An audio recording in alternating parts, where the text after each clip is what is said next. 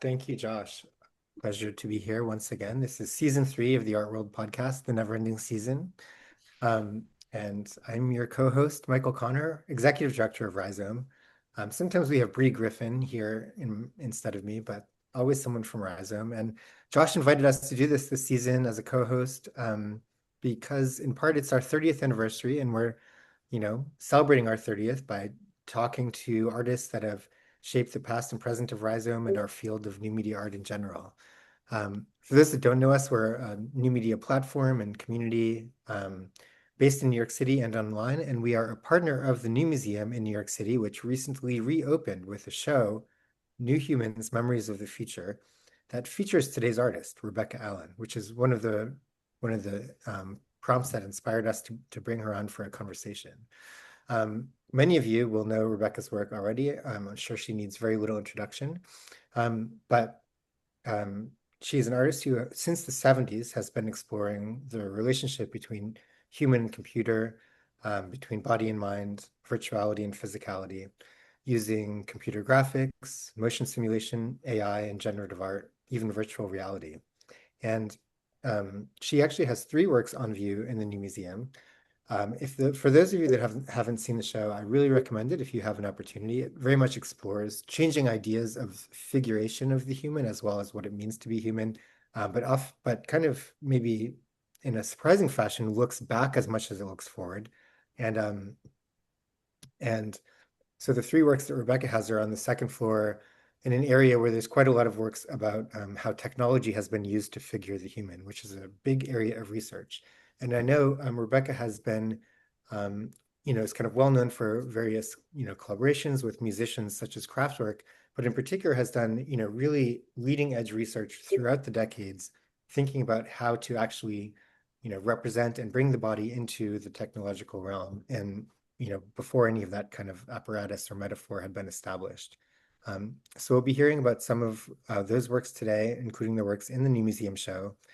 And we had one prior opportunity to take part in a conversation with Rebecca that was you, me, and Beeple, which was quite a fun pairing. So this is an opportunity to hear from you more in depth, and I'm looking forward to it. So I will pass it over. Okay, great to be here. I'm gonna uh, start sharing my presentation here. Let me, And we'll have a presentation from Rebecca, as always, followed by an opportunity for Q&A with all of you. okay, and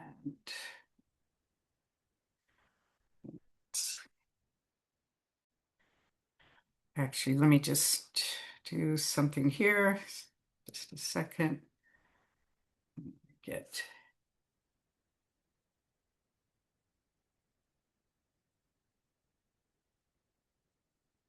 okay, right here. Okay.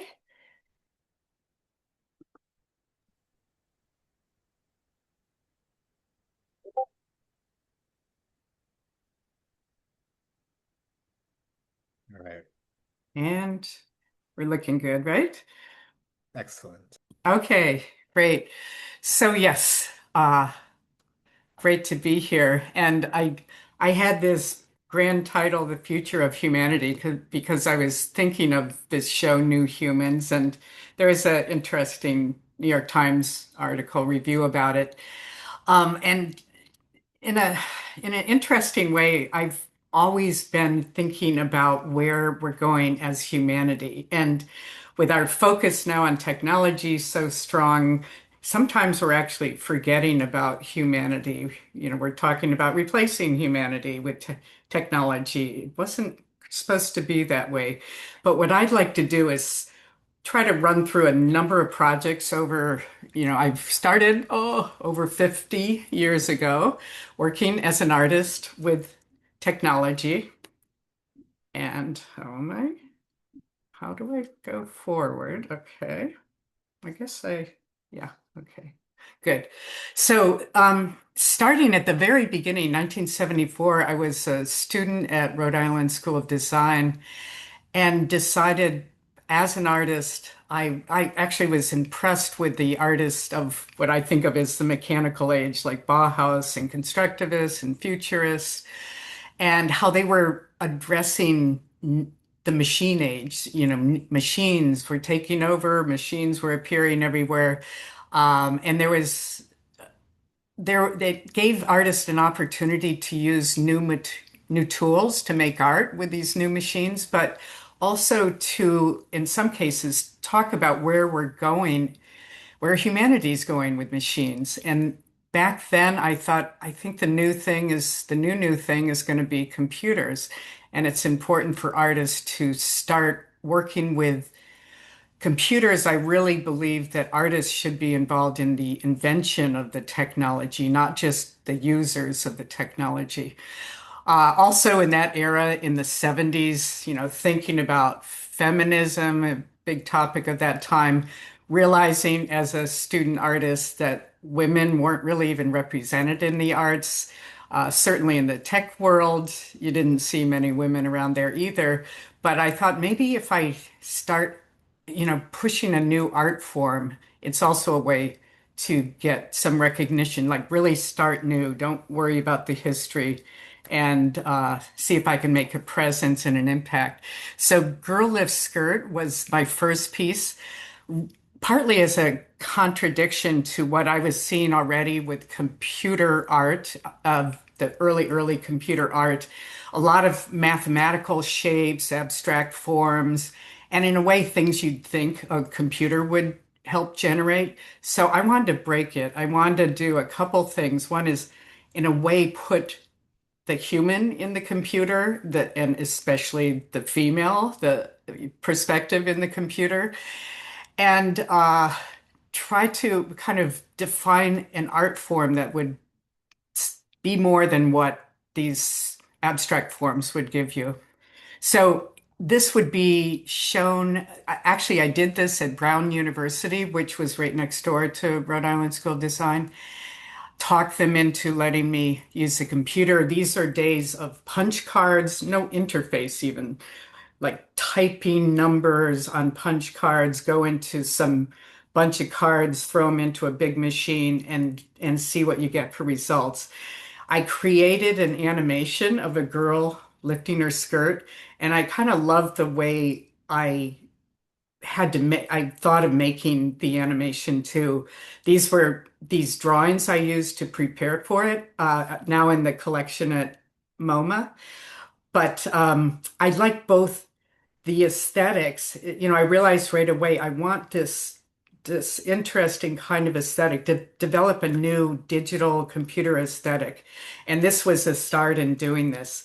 I was also at that time, it was very limited. I did two works, Girl Lift Skirt and Flirt, and then also was working on an experimental animated film where I'm, in this case, drawing and using letraset, if anyone knows what that is, and things you'd stick onto the acetate, really experimenting with all sorts of animation forms, but still trying to think about this digital aesthetic, what it might look like. Then, after going to MIT, I ended up at a place called the Computer Graphics Lab at New York Institute of Technology, which I started there in the 1980. It was the place at that time to develop computer software. So this was still a time, no commercial software available. Machines were like $1 million machines that to do any kind of graphics work. So you had to enter a lab to do the kind of work that I was hoping I could do. With my animation background, I was able to say, let me work on human motion. It was a problem I worked on with hand drawn, with early computer images. So in 1981, I'm using this is the very first female 3D model ever made by Ed Catmull. And she had been frozen, and my goal was to bring her to life. And the first animation I created was swimming, something I'd love to do as well. It's been shown in various ways. Here it's in Tokyo on a large screen. Here it's in an exhibition in Manchester, giving you a sense of what the motion was. All 6 seconds, very laborious. Took forever to do this because we had to develop and invent the software the same time we were doing this, the 3D animation software. And that made me think of here I was just getting into three-dimensional imaging. This is women ascending the stairs, um, going through my process, starting with a kind of wireframe and then moving upward into the future. Another piece, because I was so interested in human movement, I ended up working with a few choreographers. This was an experiment working with Arpino, the founder of Joffrey Ballet. And now I wanted this character, this female, to dance. So steps, which is both swimmer and steps, are being shown at the New Humans exhibition. This was the first time anyone had a 3D figure dancing. Hugely, this is way before motion capture, so very laborious, almost like a puppeteer making each joint move in the right ways. Very different from what we do now. Now you can take your phone and motion capture something and attach it to a 3D model, and there you go.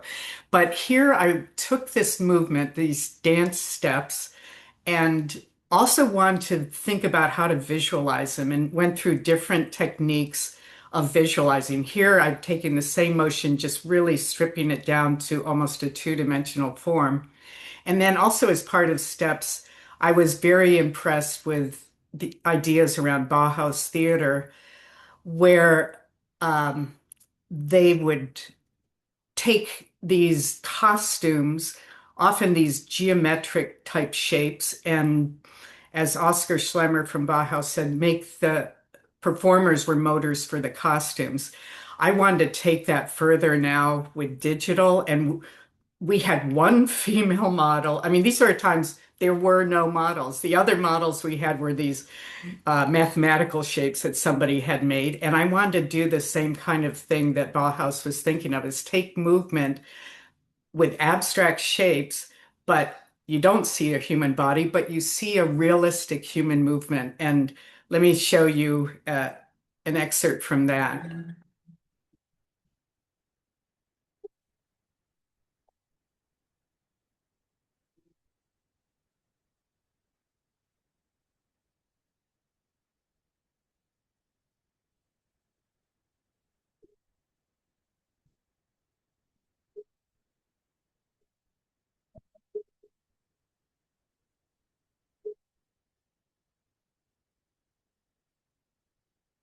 It's a pas de deux with two performers. Also, always interested in perception. I'm interested in the human body, human perception, reality, all the things that we're losing now. So this piece had a bit of an illusion effect too, of taking shapes that weren't human, moving them in a human way. That again, you can see in the okay. Studying Rudolf Laban, other people were thinking about how to record movements, how to quantify movements. Actually, you see some of this in the New Human show too, some of his work. It was inspiring to me, because I actually had to think about how to do this in a very tedious way at that time. And that led to working with the choreographer Twyla Tharp on a piece called The Catherine Wheel. David Byrne, with the help of Brian Eno, did the music for this piece. It was first presented in New York as a live dance performance. And when I met with Twyla, she had seen this early work I did with the dancers. This was such a brand new thing. And we talked about how she couldn't represent St. Catherine in her live performance. And already, as soon as I worked with the human form, and we would in this lab get people coming through to see some of the amazing work we were doing, and I'd show human motion. First thing is, how do we replace humans? And I'm just like, first of all, it's so much harder to do this. Secondly, we don't need to replace humans. But it's interesting how that was almost the first reactions. But when Twyla and I were talking and talking about making a character perform, I thought, okay, it's Saint Catherine. What's a saint? A saint is a superhuman, and the computer was seen as superhuman.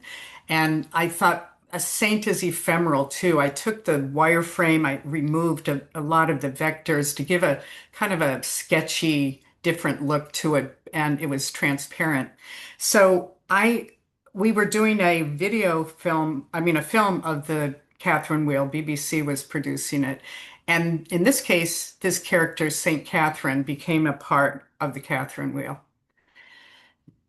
So this was also a time like 1983. There was a show going on CBS. Dan Rather, who was the main big broadcaster then, it was called The Computers Are Coming. And this was a time when there was a lot of fear around computers, which was funny because by the late 90s into 2000s, people weren't afraid anymore. They were like loved them, they were attached to computers. But now we kind of have a new fear again once we have AI coming on the scene and we can see what's going on with the future of computing and humanity. So Dan Rather did an interview with me using some of the excerpts from the Catherine Wheel. And this is where I really state something that I've has driven me ever since then. So let me play that video. The computers are coming as we've seen this week to affect most areas of our lives. What's it to be? Man or machine?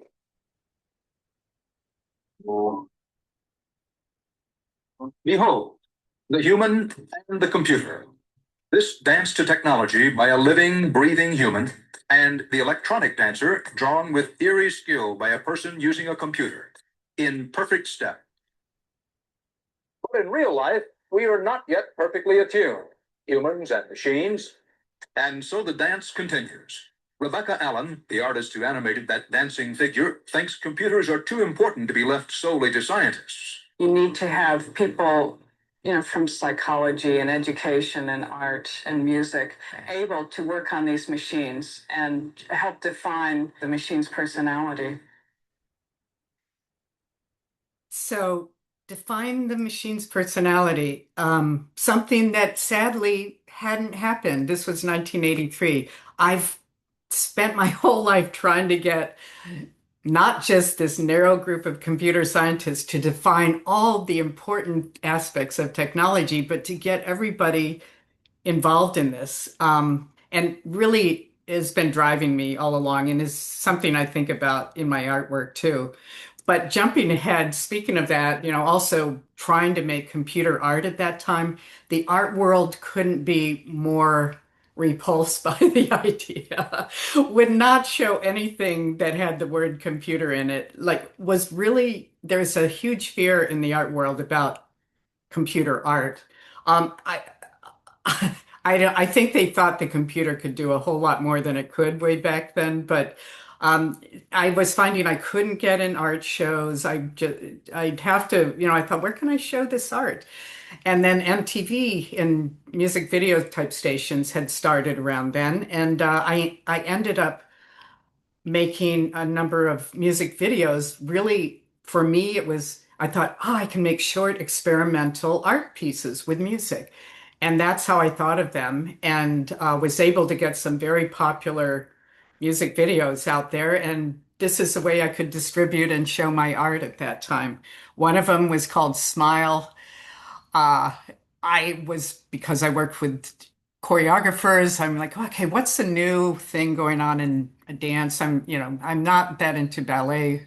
Oops, I kind of sound like that actor, but anyway, in New York where I was living, breakdancing was just starting. You'd see it on the streets, and I'm going, that is new. That's like a new form of dance. So I worked with a couple breakdancers and then created this video, Smile, and then created another character we called the Bauhaus Frau, again, playing on this idea of Bauhaus, who was also breakdancing, again, like augmented reality, mixing the two together, the live performer and the computer generated performer for this video. Another video I made called Adventures in Success. That was the first music video I did. And this was at a research lab, not working with production people. If anyone wanted, like Lynn Goldsmith, who made the music for this, Island Records produced it. I said, I'll do this, but I have to have total artistic control because I don't, this is a research lab. I'll give you whatever I can get in the amount of time. But one thing I wanted to experiment is facial animation and also optical illusion. And some of you may know about the hollow, it's kind of called the hollow mask illusion. You can even see it at Disneyland. It's um, because of our perception, if we see a face from behind, like a mask, our brain just wants facial features to come forward. So this is playing with this hollow mask illusion.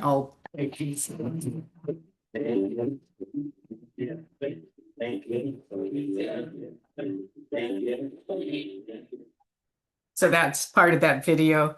It gave me the opportunity to experiment doing these music videos. And then, it was the early days of MTV. I could get away with whatever I wanted then. Then later in 1984, the group Kraftwerk, they knew about these videos that were on the air and contacted me. And I thought, in doing any of this artwork, I always had to justify myself in this lab with technical problems. Early on, human motion, getting the body to move. Now it was facial animation, both considered really hard technical problems. I was working with brilliant computer scientists. And so I told Kraftwerk, I'm going to take your mannequins, there they are, and create computer generated faces, bring them to life, bring you to life. It's video. You don't need to be physically recorded. And this is actually the album cover for the album. And it was the good old days with the albums you could open up, and this was inside the album. The whole album was showing a little bit about how this piece was made. These were photographs we took. In those days, there was no digitizing process developed, really tedious. I had Kraftwerk ship me their heads, these mannequin heads, and take little black tape with so many points, trying to figure out the topology of the face. Do that, put this reference cube in. Just everything took forever. Photograph from all positions, and that's like these were from these photographs. Then tediously, point by point, put them into our program, and then get the 3D model out of it. I put the faces onto these simplified human male models that we had, and created Music Nonstop, the video, which is also being shown at the New Human show. From that point on, Kraftwerk said, okay, we're changing our whole look. We're going to do the wireframe look. They changed their costumes. If anyone have seen them over the last many years, this is how they present themselves.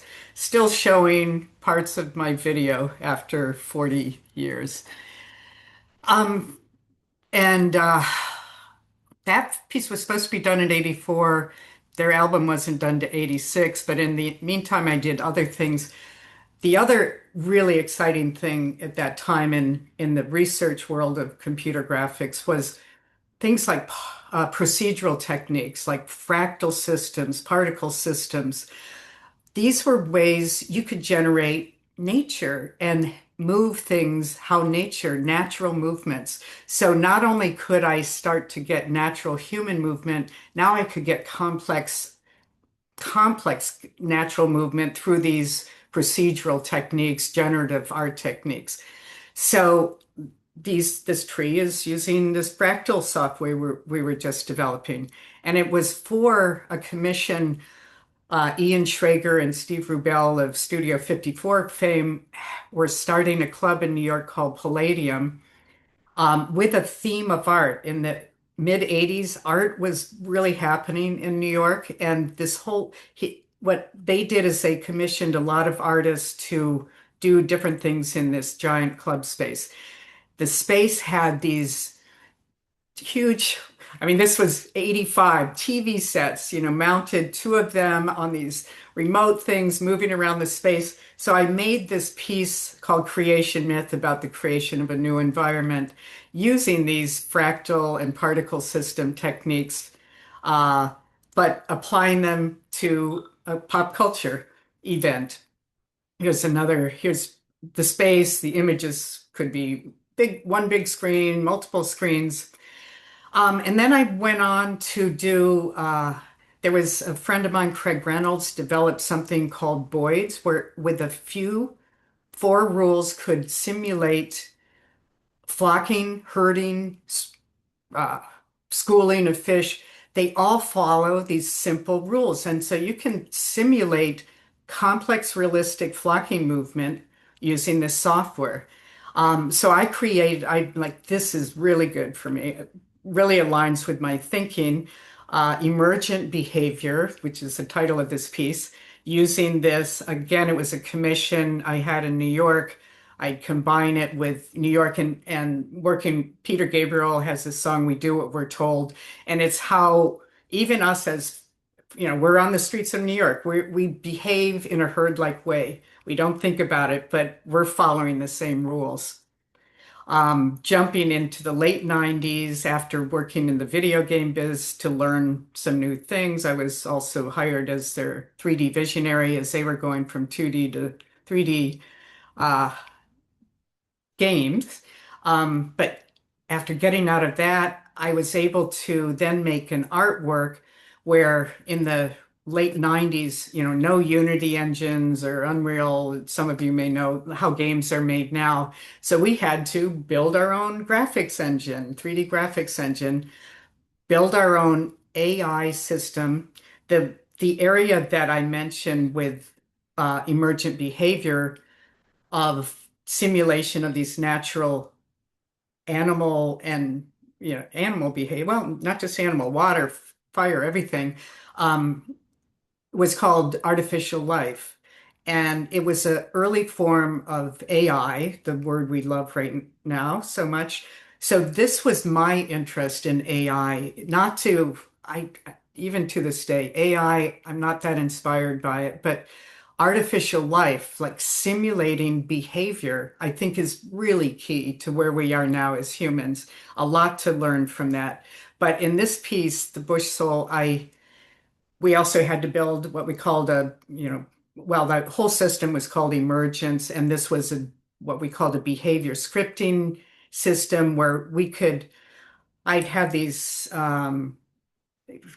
abstract forms that we could then define their personalities, their desires, who they like, who they're afraid of, are they aggressive, are they passive, really define these creatures and then set them to life. Again, a generative way to work using artificial life, early artificial life. Here's an example when I showed it over 3 large screens, this synthetic world.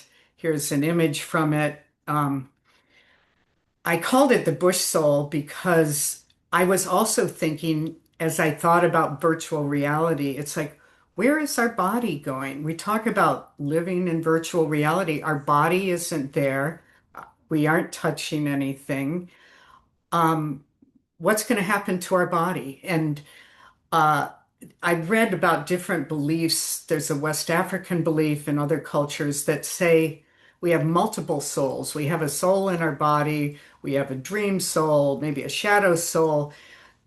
We have a bush soul, a soul that lives in a wild animal in a bush. And I thought, okay, this is a good metaphor. We still have our body and our soul, our soul in our body, but we can have this bush soul that enters the virtual world. Here, the soul itself is being sucked into this creature. So there's things going on with this interactive system. It uses a haptic joystick, I'll talk about in a minute, but it's involving your physical body through the interface. Your soul is, you're navigating your soul. Your soul can be brought into these artificial life creatures. They can eject you. But they're going about their lives based on these sets of rules, and it's always changing. They have their rules to live by, but every time it's different. And this was running early work on a PC, really pushing it to the max. It was actually funded, this artwork, by Intel because, again, with my research mode, I was pushing their graphics chips to the max, trying to make this artwork. Here's some of the other creatures that were in it, going through their behaviors. Here's an installation of it. The joystick I mentioned, you see here, very phallic. That's how it always was. It was haptic. By haptic, I mean you could feel effects from it as you were wandering through this space. So, for instance, like here's some people using it, and that's how you'd navigate through this artwork. But there is places like here, which there was a theme in the Bush Soul about energy and the belief many people have that certain places have special energy. Some creatures have energy. I think we all know what that means. Another area of our humanity that we haven't figured out yet, but really ripe to discover about our ability to sense these things. So in the Bush Soul world, if you were navigating your joystick towards here, this is saying you might not know what this is, but as you get closer to it, you'd start to feel these vibrations. And if you go right into this, they just get stronger and stronger. So I like this idea that only through your touch would you get this whole layer of information about this space. Like over in the corner there, that orange area, another energy space. So again, trying to think, where is the human body going to fit in this metaverse that we are supposed to want to live in? Jumping to, oh, I'm almost done here. Jumping to VR works. I just wanted to be inside the brain for in VR, and I wanted to use MRI data, real data of a brain. I got that from neuroscience department, and here we're inside the brain. I call it the brain cave. It's this beautiful space. Once I took the white matter out of the brain, thought of hallucinations and how VR is like hallucinations. Look for common universal hallucinations, like faces are one. And in this interactive piece, you could evoke these different types of hallucinations. You ended up through the optic nerve to nature. And another thing I think of, okay, we're destroying nature. Is VR the only way we're going to be able to enjoy maybe this synthetic nature? It's a theme of my work. Another VR work, Life Without Matter. So this is also questioning, okay, we're living in the metaverse. There's no matter, meaning physical matter. It looks real, it sounds real. We can't touch anything. Why are we doing this to ourselves? So life without matter, I'm not going to go into some of the details of it, but you see an avatar. This is a reflection of yourself. You get to move around and it changes male to female to animal. Again, I take you out to synthetic nature. Here's where you were, and in that mound, and there's these mysterious mounds that appear, and people think the structure might be something like this inside. But I'm also thinking of Plato and uh, his story about people who could only see shadows because prisoners. So they were at some point let out to the real world to see 3D human, animals, everything. And it was almost too much for them. But I thought of VR and how, when you show VR, you don't see what people are seeing. So here, the setup for this is there's a separate screen. This is an installation in Italy, curved object. The person experience VR is behind, but they're also performing for the people through their shadows. And lots of questions about what's going to matter in this world without matter. So I'll finish off with a recent piece. It's on Canvas. It's there's a term biophilia that came out in the 60s and then again in the later 70s, 80s, saying that we as humans have an innate love of nature, of natural things. And when I think today, I'm thinking maybe, and it's called biophilia, that was what that meant. And I thought maybe we really don't have that. And here's an image. We're in the cloud.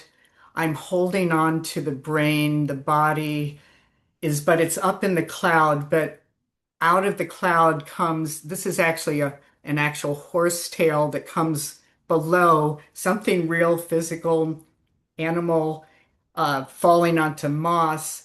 And I'm trying to think about how, are we losing the physical and everything that goes with it and ending up in the cloud? So that's 50 years or so of my thinking. Thank you. Amazing. Rebecca, thank you so much. This is really, really fantastic. Let's take a second. Let's turn off the share. And then if you have questions, feel free to put them in the chat. Let me know if you would like me to read them or if I think it's always preferable if you want to go on video or audio and ask yourself. Let's see. Just wanted to note, I forgot to say in my intro, but as we're listening to all of this work that influences the history of digital art, Rebecca also is the founding chair of UCLA's DMA program. So Right. the story of your influence doesn't end just with the work. And Yeah. And for instance, Rafiq Anadol, who some of you may know of, he was my student, he was my teaching assistant. I taught a class, one of my classes was called motion, because I thought artists need to think about that dimension of motion. And that department itself was my way of saying, finally, it started in the mid 90s. I can get out of these tech research labs and with PCs and the power of PCs, bring the technology to the artists finally and allow artists to have their own artistic studios. Fantastic. All right, Michael, do you want to ask the first question or should we let the audience ask a few? I mean, I'm desperate to know what Rebecca's research question of the moment is. Let's do it. Okay, good Oh one. man, that is a hard one because for someone, starting in the 70s, working in research labs, always I thought, oh, in 15 years, maybe everything will be digital art. And my work was kind of ignored in certain slots. I mean, no one on MTV knew that this was cutting edge research art or anything. Maybe a few people did, but I thought by about, 2010, maybe 2015, it's like I'm tired of being way far ahead. So really now I know, back in the 2016 VR equipment comes on. Oh, everything has to be about VR. No, now it's about AR, augmented reality, which I've also worked in long before that. So I'm like, okay, here it comes again. Great. I guess I'll do VR works now. And then, oh no, it's AR now. This is what the art world thinks is good. Then it's generative art, whatever that means. That means a whole lot of things. I've been doing it my whole career. And now it's AI. So everything artists are doing have to be about AI. But what I found when we were working on this in the early days, and I was with the inventors and I was helping as an artist to invent not just the software, but especially the interface so artists could use this stuff, that it was a very like hippie, we wanted to expand the body, the mind, use technology to make humans better and help us. But instead, you could see by the 90s, it was all about who can make the most money, that whole great idea that was really driving a lot of computers, especially computer work, computer graphics, animation work. It was just, how do we make the most money out of it? And then this idea of expanding humanity, helping us became, how can we replace humanity? Which of course AI is that seems to be all we hear about. Of course, AI can do some incredible things. It always could and always will. But the layer is so much about how to replace humans. And it's so disappointing to me. And that's, even saying the future of humanity, it's like, why are we doing this? Why are we getting rid of ourselves, our bodies, everything? What's going on here? So when people say, oh, you must be working on what's the next thing, first of all, there's finally like enough tools for me to use. I don't need, it's really a pain to invent, to have an artistic idea and then wait a year and a half to create the damn tool to make the idea. So I'm happier. There's so many tools out there that can do incredible things that artists aren't really even pushing. And so I'm kind of all over the place now. I am thinking about an immersive piece. Uh, Working with birds in this case and flocking because I love the Wow. flocking and these A life, the whole area of A life. I want to go back to working more with A life and the kind of generative work that has always interested me. Yeah, it's a useful shift to focus on A life instead of AI. Should we Yes. should we do GH's question? GH? Oh, you're on mute. Oh, Which one? there you are. I put Uh, two. Wait a minute. you can blend them, whichever question you would like. Well, okay. How about, hi, Rebecca. Hello. Oh, I am so enthralled with you. I can hardly believe it. Uh, Thank you so much for staying at it. Okay.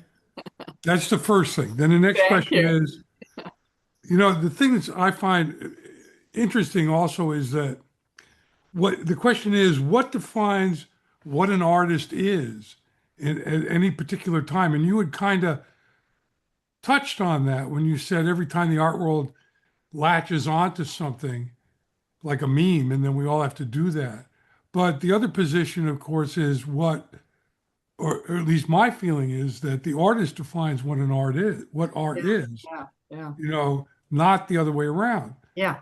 So my Yeah, question is, so right now, what thoughts do you have in terms of what an artist is? yeah, Or I know it's a big question, but I totally agree. I was really quite shocked that I thought of as a young art student, like artists are at the cutting edge. They're showing humanity where we're going. They're taking whatever's happening in the world. And then with this fear from the art world of computers, where I knew even in the 70s, this is going to be everywhere all the time. And and I've been so disappointed the art world was just running away from this. I mean, they even, yeah, at least yeah, video art came up, but ooh, you touched the computer. And this has been a huge disappointment. And also for artists, I get disappointed that artists, it's changing now in certain ways, but we're just using the software that the computer scientists had developed. And I know from developing that software, there's a lot of decisions you can make to yes, make a piece of yes, software do what it does. And I'd love to see artists really think deeper and not just, oh, wow, AI can, it's, the early stuff like Photoshop things, yeah, distort the yeah, image, like, wow, big deal. So, not that in my work, I do try to talk about society and technology and where we're going. Artists don't have to have that as their theme, but I think they have to really think why they're using the tools, what tools they're using, and now that the art world opened the door a little bit and is allowing computer artists, digital artists to show work, now of course everybody with AI can create, they can write books, they can be writers, they can be artists. So this is making it hard too. Like, yeah, what Oops. what are the artists nowadays? Though conceptual art in the 70s sort of threw that up in the air too. It's like, wait, if I don't make a painting or an object, and I just have a thought, is that really art and happenings? So there is a continuation of things that were already being asked, but I think we're in a really crucial time now. And to ignore the dangers, the profound dangers of AI, I'd like to see a lot more artists I don't know, it Oh, I doesn't agree. always have to be activist art, but somehow No, bringing I agree with you on attention to that. that. Absolutely agree with you on that. Fertile Yeah, field to Reggie. explore that artist position vis-a-vis AI. Yes, yes. Mhm. Annika had a similar kind of question. Annika, did you want to add on to that or? And unmute. Yes. You're unmuted. Yeah. Yes, Good. hi Rebecca. We met recently in Miami last time, and in London we had a lunch together. So it Yes, was yes. really nice. Thank you for this amazing talk. Very insightful. I think you partially like replied my question. It was about, the ups and downs of working as an artist with digital tools. Um, and yeah, the acceptance of digital work. And now you just said the world opened a little bit to digital work, but we don't know for how long again. And Well, yeah, so I think you're kind of reflecting what the previous GH was saying, but it is, I think artists have got to maybe even rebel more against the art world. Just like, what are you doing here? Like, what? To this day, there's very few serious critics, reviewers, curators. I mean, they're all finally popping up, but forever, no thoughtful interpretation of digital art. I can't tell you how many times over the decades I've heard like, "Oh, I can't even plug in my computer." And it's like, well, you probably can't carve marble either, but I bet you can talk about it. And it's like, why can't you see the work? You don't have to be a computer expert. But it's again, I have to accept this fear of computers that so many people have. Why the art world that's supposed to be like leading us has that, I've never understood and why it still does. But I think it's really gotten in the way of digital art because nobody has been, I shouldn't say nobody. I know because I've seen some great commenters, critics, reviewers now that really think deeply about it. But for so long, it was like, what, my interviews are, what computers did you use and what software and what rock musicians did you work with? It's like, God, there's so much more beyond this. or Anyway, a lot of work to be done, but artists really have to drive this more too.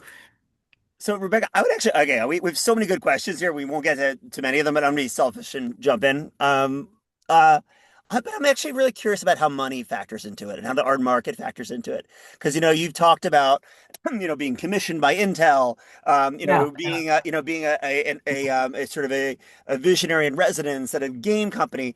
I mean, one of the things that seemed interesting to me was that like the art world paid attention to digital art when people made a ton of money Christie's. Yeah, Like that's the second there was like real money in yeah, it, like they all got very exactly. alert. And so I'm Yeah. curious how you think about that. Oh God, well, of course it's a terrible thing. And it's not like the art world hasn't always been driven by money. I mean, Michelangelo on up, they needed funders and, the patrons. So in a way that hasn't changed. And in some ways it was even worse in the past, I would say. But I was hoping, and for me, like, how could I do my art when I needed multi-million-dollar machines and the best computer scientists out there to write the software needed? So I always saw myself as infiltrating these these technology worlds and sort of sneaking around doing art. But money is huge. I mean, how did I get commissions to do this very expensive work to do in those days? But uh, surprisingly, I got commissions to do artwork using computers in Europe. The US wasn't paying attention to this. It was all about money. But Spain, France, Germany, all gave me commissions to make artistic works. And that's how I could do it back then. That kind of dried up in the early 90s. That's partly why I just worked in the game industry to make some money too. Because, as an artist, I wasn't selling anything. I didn't sell any work until maybe 2016 is the first time. I never thought I would ever sell work.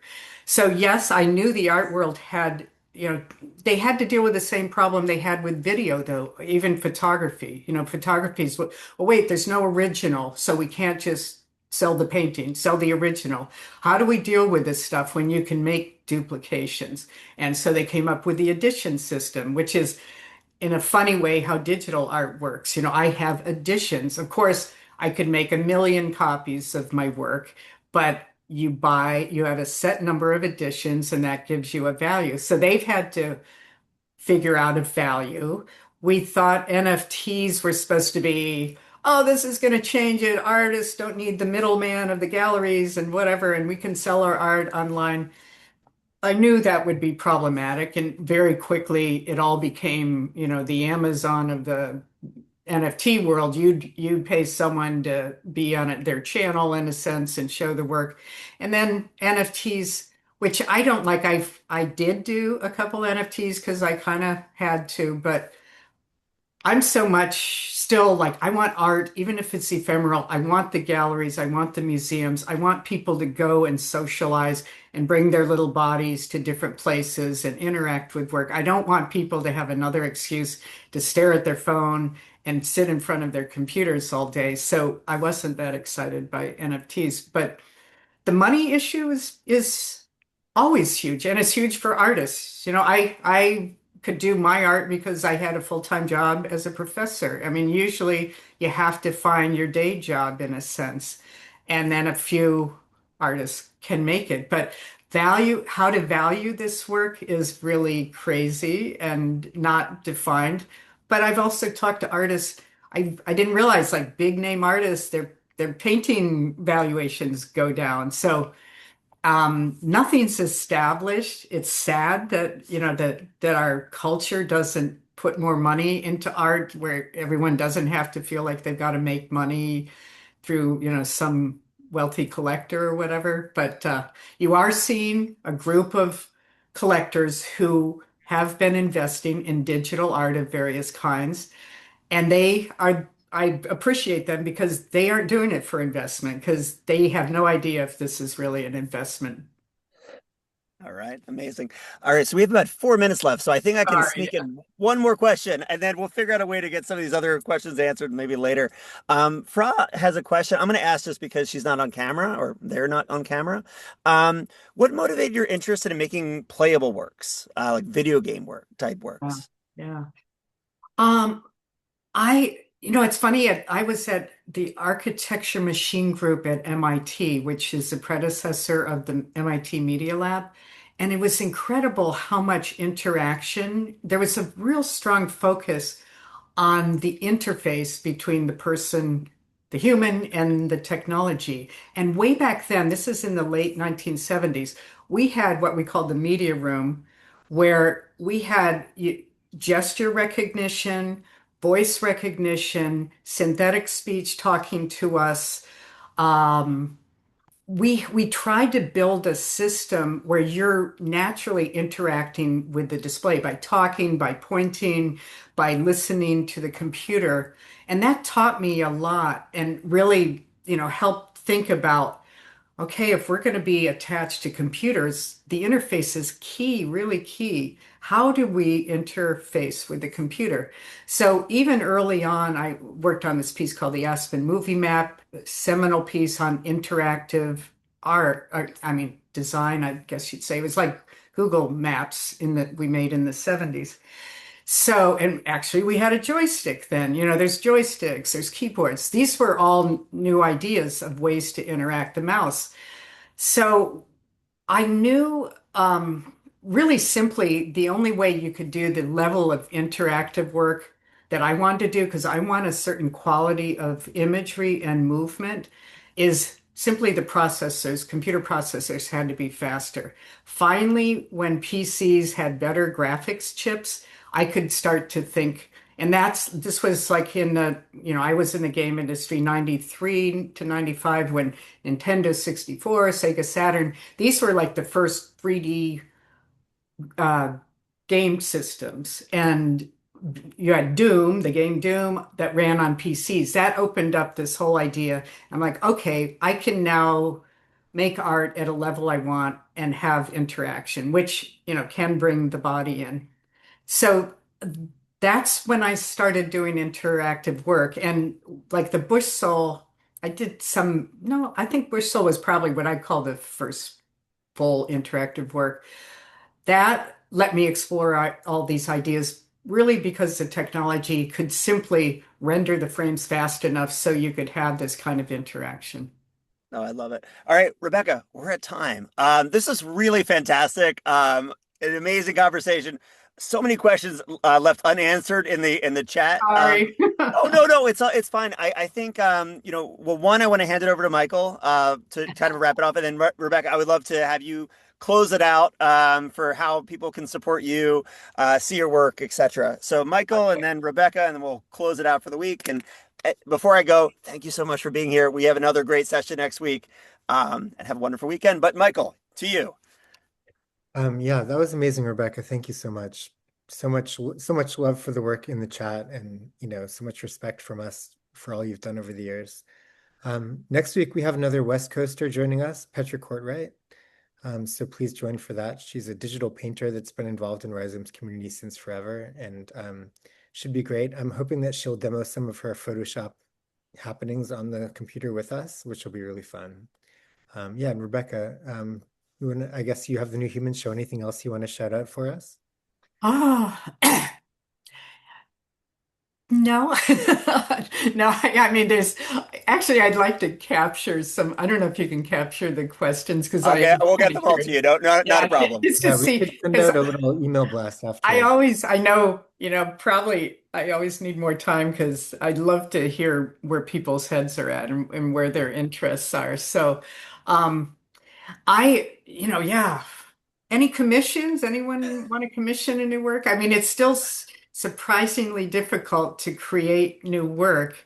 If anyone has any pointers to that, I think people feel like, oh, she's been at it forever, we just commission the young artists, but it's really tough for me to make new work. I have to put my own money. I'm being really frank with this, but and then, how to get the work discussed in a deeper way. I feel like that's so important for me as an artist. I'd love to go deeper into my work and not just talk about superficial things like who I worked with and, what computers I use. So if anyone has any ideas on that or spread the word, thank you. And go see the show. I think it's such a great, I really appreciate it because in when the art world decided digital art might be something, they thought it all, they'd say a digital pioneer from 2018. There wasn't this, even in the art world, there wasn't a connection back to the history. This is not